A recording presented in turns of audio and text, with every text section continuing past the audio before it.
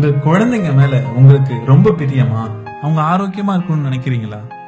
வேர்க்கல்ல, பேரிச்சம்பழம் இவைகளை ஸ்நாக்ஸா கொடுங்க. கீரை வாரத்துக்கு 2 முறை பருப்பு கூட்டா கூட கொடுங்க. ராகி சேமியாவா கிடைக்குது. நீங்களே வீட்டுல கொழுக்கட்டையாவும் ரொட்டியாவும் வாரத்துக்கு 2 முறை கூட சாப்பிட கொடுங்க. பழ வகைகளை எடுத்துக்கங்க. ஆப்பிள் ஆரஞ்சுல விட பப்பாளி கொய்யாக்கால சத்துக்கள் அதிகமா இருக்கு. தினமும் சாப்பிட கொடுங்க. உங்க மனைவியோட ஆரோக்கியத்துல அக்கறை கொண்ட கணவரா நீங்க. இயற்கையிலிருந்து நமக்கு கிடைக்கக்கூடிய மண் சட்டி, இரும்பு கடாய், மரசக்கு எண்ணெய் இவைகளை வாங்கி கொடுங்க. அவங்கள தினமும் குறைஞ்சபட்சம் 5 பேரிச்சம்பழம்பாவது சாப்பிட சொல்லுங்க. பெண்களோட வலிமைக்காக நம்ம பாரம்பரியத்துல உள்ள கருப்பு அரிசி, கருப்பு எள், கருப்பட்டி, கருப்பு உளுந்து, மண்பான தண்ணீர் இவைகளை சாப்பிட சொல்லுங்க.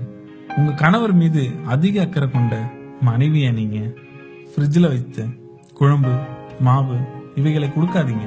ஃப்ரெஷ்ஷான காய்கறி மற்றும் இறைச்சியை சமைங்க. அப்பப்போ சீரக தண்ணீர், சோம்பு தண்ணீர் இவைகளை குடிக்க கொடுங்க.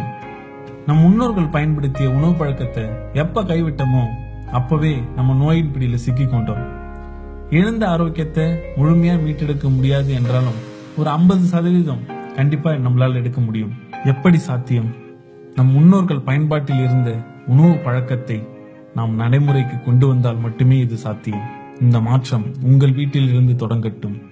நன்றி.